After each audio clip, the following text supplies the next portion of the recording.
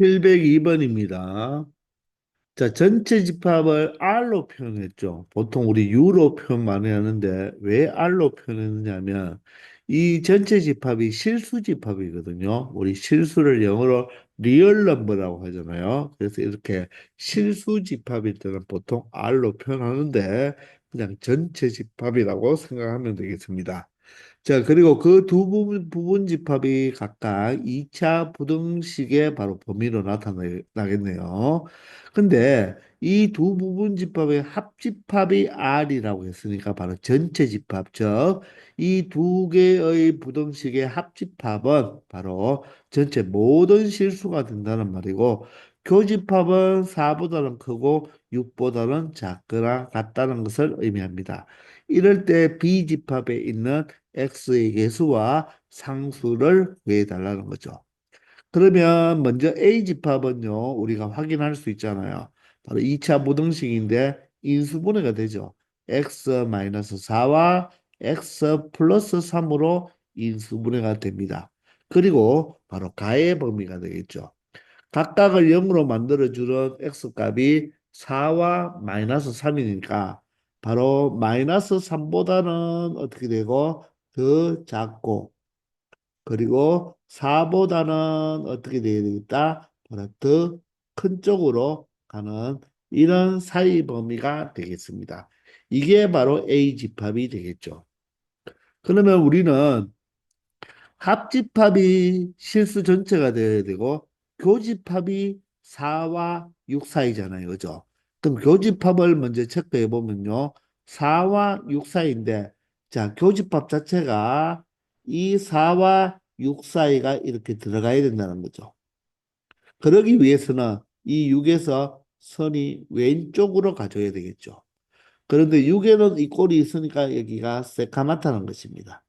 그래서 4는 구멍이 나 있으니까 4보다는 크고 6보다는 작거나 같다라고 말을 할 수가 있겠죠. 그런데 합집합이 실수 전체, 즉 이 모든 실수를 다 커버해야 되니까 바로 이 선이 어디까지 오면 됩니까? 자, 이렇게 여기까지만 온다면 합집합에서 이 부분이 빠지니까 어디까지 가야 되겠다? 바로 이 3까지 가야 되겠죠. 그런데 이 선이 이 3을 넘어버리면 어떻게 됩니까? 넘어서 와버리면 어디에? 여기에 또 교집합이 또 발생할 수가 있겠죠. 그런데 교집합은 4와 6 사이가 되어야 되기 때문에 이쪽으로 넘어와서는 된다, 안 된다.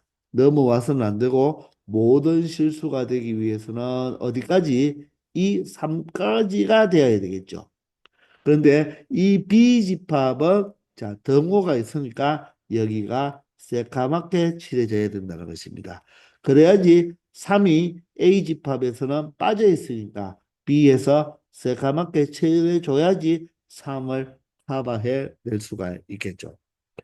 그러므로 B집합의 바로 X 범위는 3보다는 크거나 같고 6보다는 작거나 같다라고 말을 할 수가 있다는 것입니다. 아, 미안합니다. 여기가 3이 아니죠. 3이 아닙니다. 여기가 마이너스 3이죠. 마이너스 3이니까 여기도 마이너스 3이 되어야 되겠습니다. 맞죠? 자, 따라서 바로 이 2차 B집합의 2차 부등식의 범위가 나왔으니까 우리는 바로 이 부등식의 경계값을 방정식으로 해석할 수 있다고 했잖아요. x제곱 플러스 ax 마이너스 b 이꼴 0 이렇게 방정식으로 보면 이 방정식의 두 건이 바로 이 범위의 경계값인 마이너스 3과 6이라고 말을 할 수가 있다는 것입니다. 따라서 두 건이 나왔으니까 두 건의 합은 얼마가 됩니까? 3이 되고 두 건의 곱은 마이너스 18이 되니까 근과 계수의 관계에 의해서 바로 합은 바로 x제곱 계수분의 x계수의 부반대가 되고 곱은 x계수분의 상수항이 되니까 마이너스 b가 되어서 결론적으로 A 값은 마이너스 3이 되고요. B 값은 얼마가 되겠다? 18이 된다는 것입니다. 자, 그러므로 A와 B를 더해주면 마이너스 3과 18을 더하니까 결론적으로 15가 이 문제의 정답이 된다는 것입니다. 아시겠죠? 바로 이 합집합과 교집합을 보면서 이 비집합을 여러분들이 유추해내면 된다는 것입니다. 자, 이런 형태의 문제가 내신 시험에 잘 나오니까 반드시 연습을 잘해두기 바랍니다. 아시겠죠? 703번입니다. 자, 전체 집합 U의 두 부분 집합 AB에 대하여 자, 다음과 같은 연산은 바로 A 차집합 B, 바로 A 차집합 B면 여기네요. 그리고 B 차집합 A면 여기가 되겠습니다. 자, 이 두 개의 집합의 합집합이죠. 자, 따라서 이 집합은 바로 무엇이라고 우리가 알고 있습니까? 바로 대칭 차집합이라고 알고 있죠. 자, 따라서 이 대칭 차집합에 대해서는 여러분들이 바로 이 두 개가 뭐라고요? A 차집합 B와 B 차집합 A의 바로 합집합이 되는 것이다. 맞죠? 자, 그런데 자, 두 집합의 합집합인데 자, 이것을 다르게 본다면 전체 어떻게 바로 A와 B의 합집합에서 A와 B의 교집합을 뭐한다? 뺀다. 이렇게 기억해 달라고 했습니다. 맞죠? 즉 합집합에서 바로 무엇을 뺀 거? 교집합을 차집합한 게 바로 대칭차집합이다. 이렇게 기억해 두는 게 좋다고 했습니다. 자, 그러면 이 식은요, 또 차집합이기 때문에 앞에 거에서 교집합에, 뒤에 거에 바로 무엇이다? 여집합으로 바꿀 수도 있다는 거죠. 그리고 전체가 여집합이니까 드모르강 법칙을 이용해서 합집합에서 교집합이고 여기는 A의 여집합, 합집합, B의 여집합 이렇게 나타나면 눈에는 잘 안 보이지만 여러분들이 이렇게 또 이렇게 고쳐서 확인할 수가 있어야 됩니다. 자, 마찬가지로 이 차집합에서 교집합의 여집합으로 변환해 본다면 A 교집합의 B의 여집합, 합집합, 그리고 B 교집합의 A의 여집합으로 나타내 줄 수 있어야 되겠습니다. 이 다섯 개의 식이 모두 다 같으면서 바로 이것이 의미하는 것이 바로 대칭 차집합인데 우리가 대칭 차집합의 형태의 문제가 나오면 자 가장 기본적으로 합집합에서 교집합을 뺀다는 것으로 여러분들이 생각해 주면 가장 편하다는 것입니다. 아시겠죠? 자, 그러면 1번부터 한번 시작해 봅시다. 자, 전체 집합과 이렇게 대칭 차집합은 교과서 용어는 아니지만 이렇게 기호를 사용해서 이렇게 정의해 두면 이 정의대로 여러분들이 그대로 처리해 주면 되는데 이 차집합으로 가지 말고 합집합에서 교집합으로 뺀다는 것을 이용하면 편하다는 거죠. 그러면 전체 집합과 A 집합의 합집합은 무엇입니까? 전체 집합이죠. 전체 집합과 A 집합의 교집합은 A가 됩니다. 따라서 전체 집합에서 A 집합을 차집합하면 바로 무엇이 된다? A의 여집합이 된다는 거죠. 맞습니까? 자, 두 번째 2번은요. 자, 공집합과 바로 A집합의 대칭 차집합입니다. 공집합과 A의 합집합은 A가 되고요. 공집합과 A의 교집합은 공집합이 되죠. 따라서 두 집합을 차집합 시켜버리면 A집합에서 공집합을 차집합했으니까 A가 된다는 것입니다. 아시겠습니까? 자, 3번은 어떻게 되겠습니까? 자, 같은 집합을 뭐해라? 차집합하라는 이야기죠. A집합과 A집합을 합집합하면 A가 되고요. A집합과 A집합을 교집합해도 A가 되죠.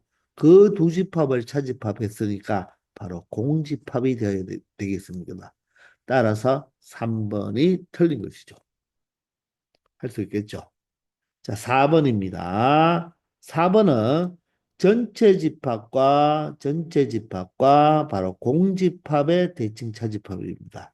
공집합과 전체 집합의 합집합은 전체 집합이 되고 공집합과 전체 집합의 교집합은 공집합이 되니 전체 집합에서 공집합을 차집합 시켜주면 자, 전체 집합이 되어서 4번은 맞는 말이 되겠습니다. 자, 이제 5번입니다. 5번은 바로 두 집합의 바로 대칭 차집합일 때 교집합이 성립하는지를 물어보는 거죠. 자, 그러면 A와 B의 바로 대칭 차집합은 바로 합집합에서 무엇을 바로 교집합을 빼면 되잖아요. 맞나요? 그러면 B와 A의 바로 대칭 차집합은 순서만 어떻게 바꾸어서 적어주면 되는 거죠. 자, 그러면 어떻습니까? 우리가 합집합과 교집합은 교환 법칙이 성립하니까 어때요? 앞에 부분은 앞에 부분끼리 같고 뒤에 부분도 뒤에 부분끼리 같잖아요. 따라서 차집합을 시켜도 부식은 똑같다는 것입니다. 그러므로 이 대칭 차집합은 바로 교환 법칙이 성립한다는 것입니다. 아시겠나요? 자, 그렇게 여러분들이 해석하고 있으면 되겠습니다. 704번입니다. 704번은 바로 A와 B를 세모 형태로 나타내는 것을 다음과 같은 식으로 정의했을 때, 자, 이 집합을 간단하게 한번 만들어 달라는 거죠. 그러면 우리는 괄호부터 처리하면 되겠죠. 그죠? 자, A와 세모의 바로 B. 이 집합부터 한번 생각해 보면 두 집합의 무엇에서 합집합과 바로 A의 여집합과 바로 B의 합집합을 교집합하라는 것입니다. 자, 그러면 여기 보시면 누가 공통적으로 있습니까? 합집합과 B가 갈로 속에서 공통적으로 있죠, 그죠? 그러면 이 식을 어떻게 바로 합집합과 B를 우리가 공통적으로 뽑아내면 A가 되고 A의 여집합이 되면서 괄호 밖에 있는 것이 괄호 안으로 들어오고 괄호 안에 있는 것이 괄호 밖으로 들어간다고 했잖아요. 따라서 이 두 집합 A와 A의 여집합하고의 교집합은 바로 무엇이 됩니까? 공집합이 되어서 공집합과 B의 합집합은 B가 된다는 것을 알 수가 있죠.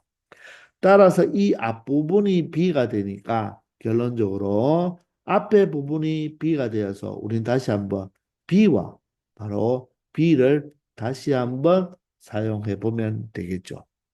맞습니까? 자, 그러면 B와 B를 다시 한번 사용해 보면 어떻게 되겠습니까? B와 B의 합집합과 B의 여집합과 B의 합집합이죠.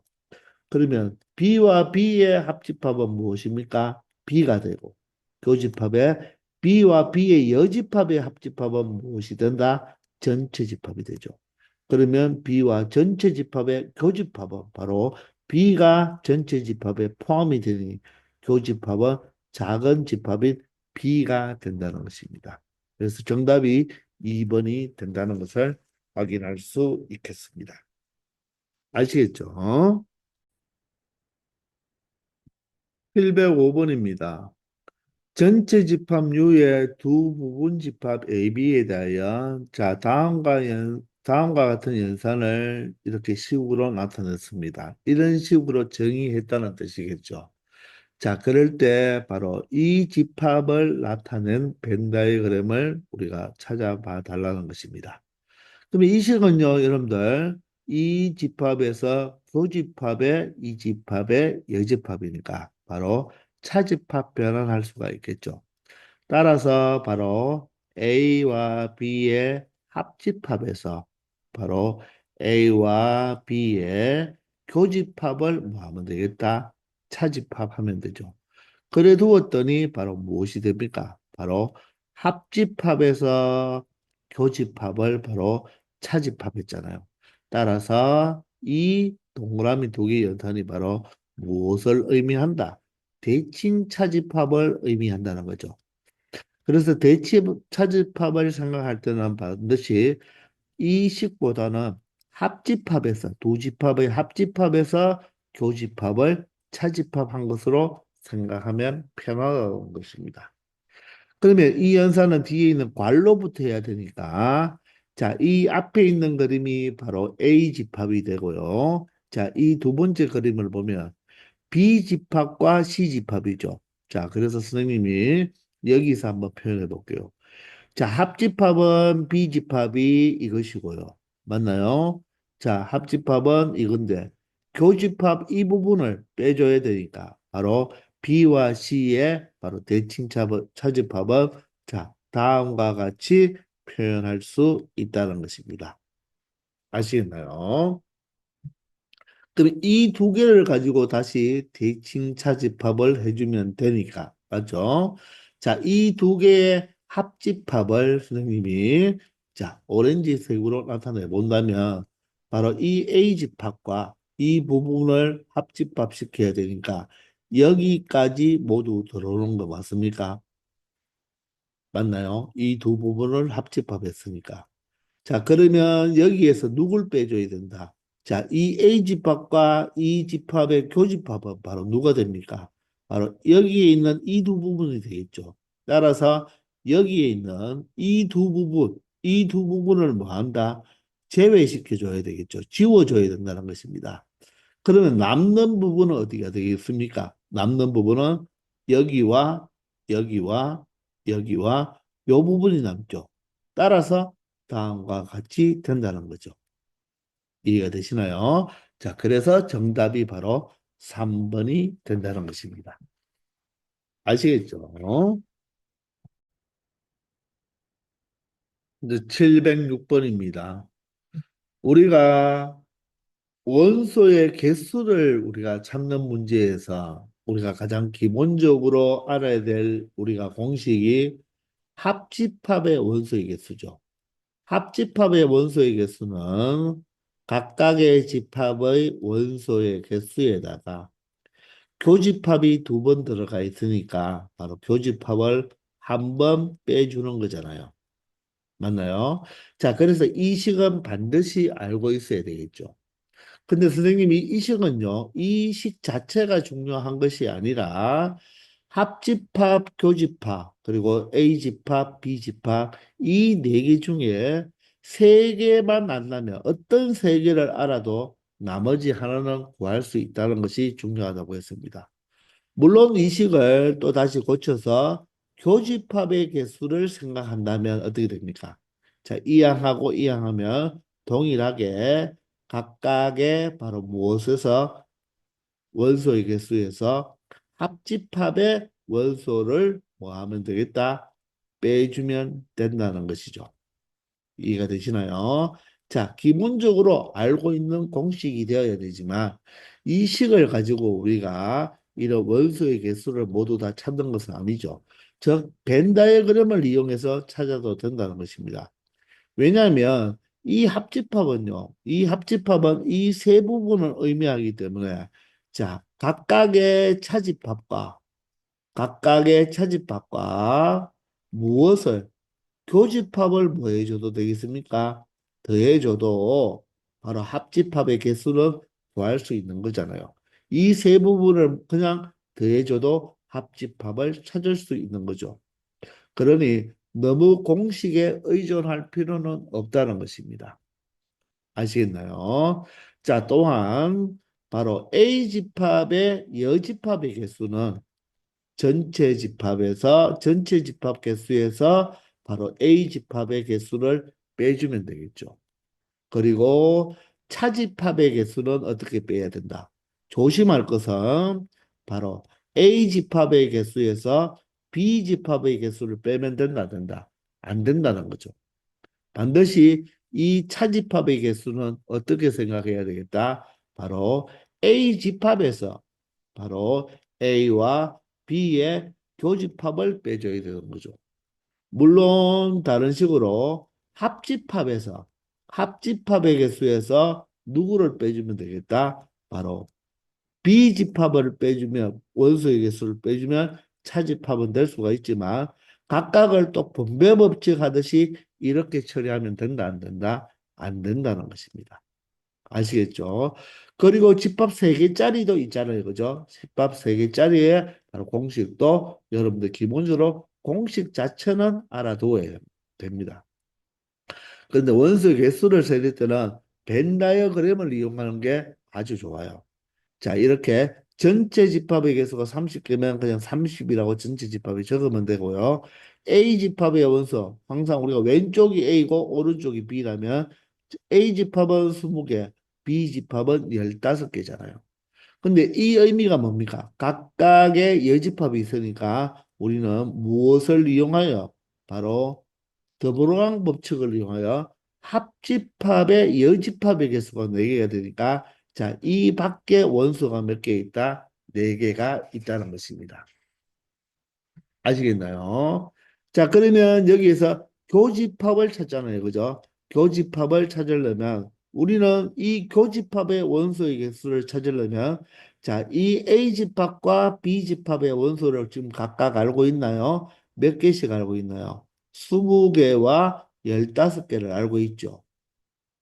맞습니까? 그러면 누구를 빼주면 된다? 합집합을 빼주면 되죠.